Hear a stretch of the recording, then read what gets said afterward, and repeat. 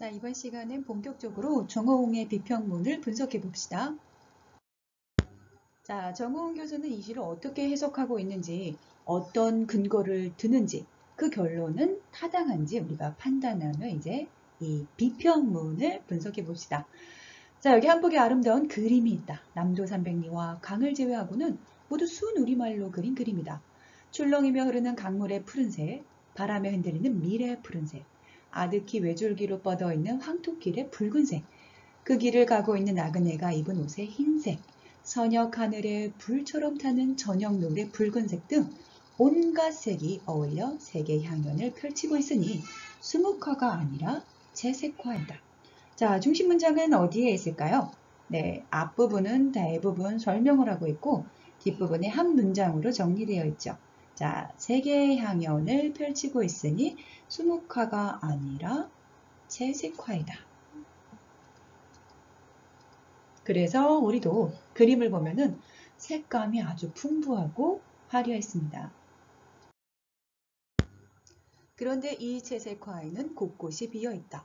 그런데가 나왔습니다. 제모를 쳐야죠. 이렇게 그런데, 그러나, 반면에 이런 말이 나오면 하고 싶은 말은 그 이후부터 나오니까요. 자, 이 채색화에는 곳곳이 비어있다. 시인은 강나루, 밀밭, 길, 마을, 노을, 나그네만을 골라 그리고 나머지는 빈 곳, 곧 여백으로 그냥 두었다. 말하자면 이 채색화는 실제 풍경을 그대로 옮겨 그린 것이 아니라 시인이 그리고 싶은 것만을 골라 그린 것이다. 시인이 골라 그린 이 채색화의 내용은 나그네가 강을 건너서 구름에 달가듯이 외줄기 길을 간다로 간치릴 수 있다. 이 그림 속 나그네는 계속해서 가는, 길을 따라 떠도는 길 위의 존재인 것이다. 이렇게 곳곳이 비어 있다면 우리는 뭘 해야 될까요? 네, 바로 그 빈 곳을 채우는 상상을 해야 되겠죠. 이 시는 나그네가 어떤 사람인지, 무슨 이유로 길을 가고 있는지, 그의 생각과 감정은 어떠한지에 대해 아무것도 알려주지 않는다. 작품이 알려주지 않는 것을 알아내기 위해 독자는 상상력을 발휘해야만 한다. 마찬가지로 독자는 길은 외줄기와 술 익는 마을이 어떤 의미를 지닌 것인지, 구름에 달가듯이가 무엇을 비유한 것인지, 이 시가 어떤 계절을 배경으로 하고 있는지 상상력을 발휘하여 그 나름대로의 답을 마련해야만 한다. 나그네는 독자가 상상하여 빈 곳을 채우고 알려주지 않는 것을 알아내야 하며 불분명한 것에 대한 답을 마련하지 않으면 이해할 수 없으니 매우 어려운 작품이다. 그러나가 나왔으니까 이제 본론이죠. 수학 문제의 답처럼 무엇인가가 분명하게 정해져 있는 것은 아니므로 독자는 대신에 자유롭습니다. 독자는 저마다 자유롭게 상상하여 나그네를 해석하면 되는데 이때 다만 작가가 남긴 말, 그리고 시대 상황, 이 작품에 대한 비평가들의 해석을 참고해야 하는 것은 물론이다. 그래서 이 정호웅 교수는 나그네의 시를 해석할 때 작가가 남긴 말을 근거로 해석을 하고요. 이 작품이 창작된 일제강점기를 배경으로 해석을 하고, 그리고 다른 비평가들이 이 시를 해석한 것을 반박을 하며 나름의 결론을 내립니다. 자, 이제 본격적으로 이 시를 해석하는 내용이 나오겠죠? 먼저 이 시가 어떤 계절을 배경으로 삼고 있는지 생각해 보기로 하자. 아무리 자세히 읽어도 이 시가 어떤 계절을 배경으로 삼고 있는지 알 수가 없는데 이때 시인의 말이 도움을 준다. 시인이 나그네 해설에 퍼런 밀밭머리라는 구절이 있는 것으로 보아 봄, 그 중에서도 봄 기운이 무르익은 늦봄일 것이라고 보는 것이 가장 자연스럽다. 이는 전체적으로 부드럽고 편안한 이 시의 분위기와도 잘 어울린다. 추운 겨울이나 더운 여름은 이 시의 이런 분위기와는 아무래도 잘 맞지 않는다. 앞서 3분짜리 동영상에서 나그네라는 화자가 걸어가는 그 길은 박머걸이 꿈꾸었던 유토피아라는 낱말이 나왔습니다. 자, 유토피아라면 아주 춥거나 아주 더운 길을 홀로 걸어간다면 아름답고 편안한 평화로운 유토피아의 느낌이라고 할 수가 없죠. 그래서 이 정호은 교수는 이 시의 계절을 작가의 말을 근거로 봄이라고 생각을 하고 있습니다. 밀이 덜 익었을 때 파란색일 때가 바로 늦봄이죠. 그 밀이 푹 익는다면 고개를 숙이고 노란 그리고 약간의 황토빛을 띠는 밀이 되겠죠. 그래서 우리가 그림을 그릴 때는 대부분 그 밀밭을 아주 푹 익은 황토색의 빛깔로 우리가 표현을 했는데 작가의 말을 근거로 했을 때는 퍼런 그러니까 푸른색의 밀밭이 더 적절하다고 보겠네요. 이 시의 주인공인 나그네는 어떤 사람인가? 그는 강을 건너 나그네길에 오른 사람이다. 그의 앞에는 아득하게 들판 저쪽으로 뻗어 있는 외줄기길이 놓여 있다. 길이 외줄기라는 것은 어떤 길을 선택할 것인지 고민할 필요가 없다는 것. 이제 그 길을 내쳐 걷는 나그네의 삶을 살게 되었다는 것 등의 의미를 담고 있는 것으로 이해된다. 그러니까 그는 강 저쪽의 현실, 강 저쪽의 삶과 작별하고 길을 따라 떠도는 유랑의 삶을 선택한 것이라고 이 정호은 교수는 해석을 하고 있죠. 왜냐? 세상을 다 버리고 떠도는 자를 나그네라 부른다는 시인의 말을 근거로 이런 해석을 하고 있는 거죠. 자, 그래서 여기 이 파란색으로 되어 있는 게 바로 근거고요. 이러한 근거를 바탕으로 강 저쪽의 현실, 강 저쪽의 삶과 작별한 유랑의 삶을 선택한 것이라고 해석을 하고 있습니다. 우리 동양에는 그 유명한 강이 하나 있어요. 자, 이게 바로 그 강인데 이름은 또박또박 적어볼게요. 삼도천이라는 상상의 강이 있습니다. 전설의 고향이나 옛날 이야기를 들어보면 이 강을 건너면 저승이고 이 강을 건너지 않은 이쪽의 삶이 이승이라는 배경이 있죠. 이렇게 이 강을 건너는 저승사자와 함께 옥황상제로 가는 어떤 그 강이 바로 삼도천이었는데 쉽게 말하면 저승과 이승의 경계가 되는 강이라고 할 수 있습니다. 따라서 이때 이 강은 우리가 이 시에서는 어떤 배경 지식으로 작용하냐 하면 경계라는 의미로 쓰면 되겠죠. 그러면 이 경계가 무엇의 경계이냐? 왜 나그네는 이 경계를 넘어 떠도는 삶을 살게 되었느냐?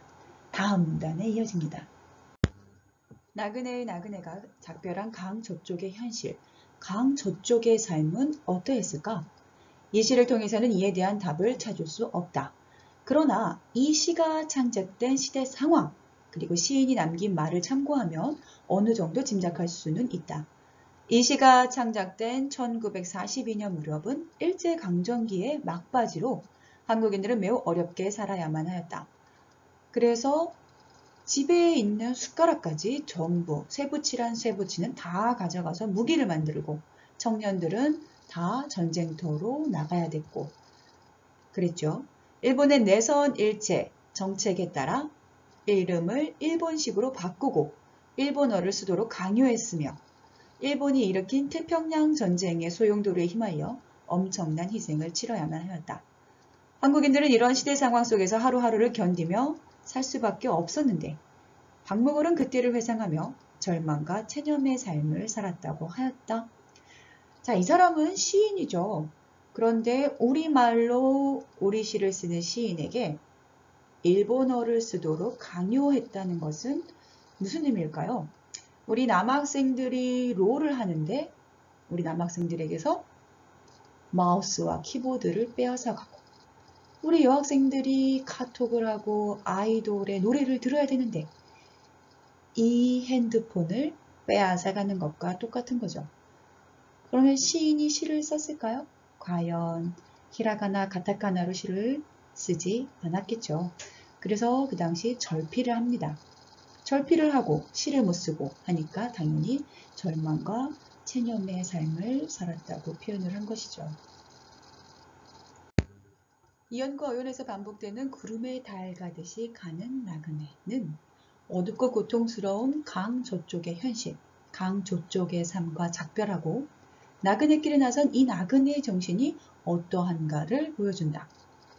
그런데 문제는 작품에 달 가듯이라는 구절이 구체적으로 어떤 풍경을 그리고 있는 것인지 분명하지 않다는 사실이다.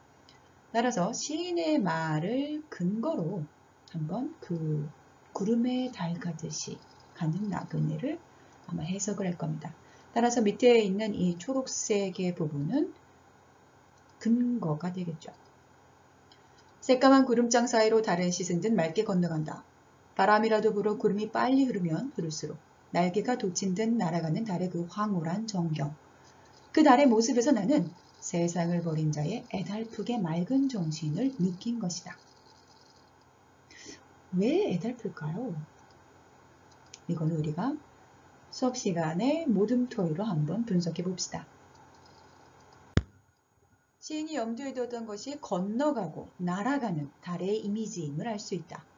이 같은 달의 이미지에 담긴 것은 한 곳에 머물지도 무엇에 묶이지도 않고 자유롭게 움직인다는 것이다. 시인이 이런 속성을 지닌 달의 이미지를 통해 세상을 버린 자의 애달프게 맑은 정신, 체념과 달관의 정신을 드러내고자 하였다. 자, 이런 말, 시인의 말을 근거로 자유롭게 움직이는 나그네의 이미지를 표현했다고 해석을 합니다.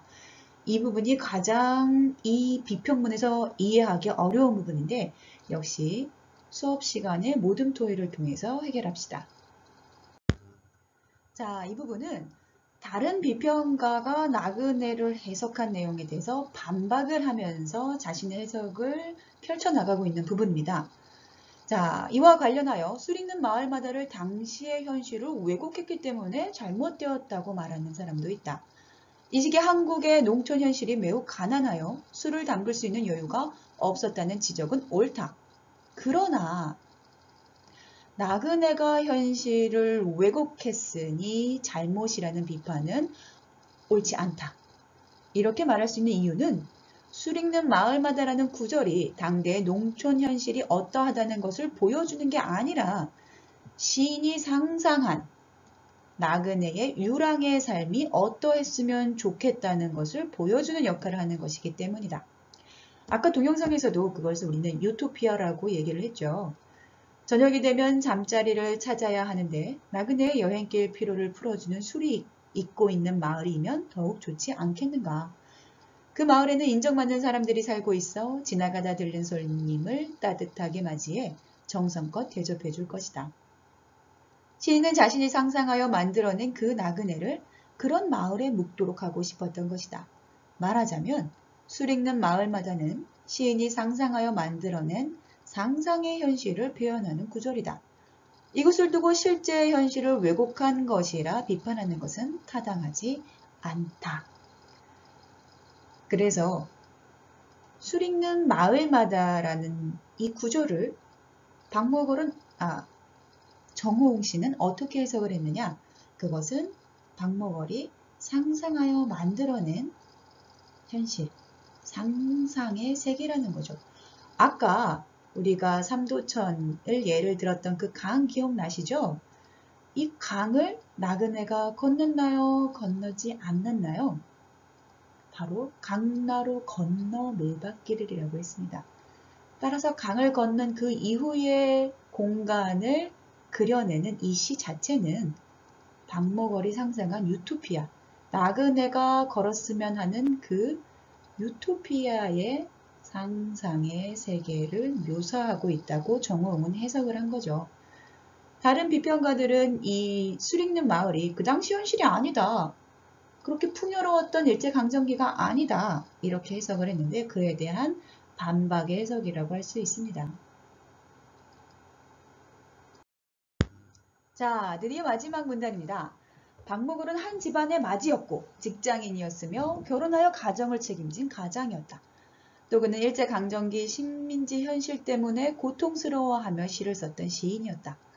그는 강 저쪽의 세계에서 이처럼 다양한 얼굴을 가진 존재로 살았다. 즉, 맞이이자 직장인이자 가장이자 우리말을 빼앗긴 시인. 이렇게 다양한 존재로 살았는데 그러니까 결론이죠. 박목월이 실제로 강 저쪽의 세계와 결별하고 나그네의 삶을 산 것은 아니다. 이걸 근거로 여기에 이르면 우리는 시인이 꿈꾸었던 강 너머 나그네의 삶을 상상하여 그린 작품이 바로 나그네임을 알 수 있다고 해석을 하는 겁니다. 이게 이 시 전체에 대한 총평, 최종 해석이라고 할 수 있죠.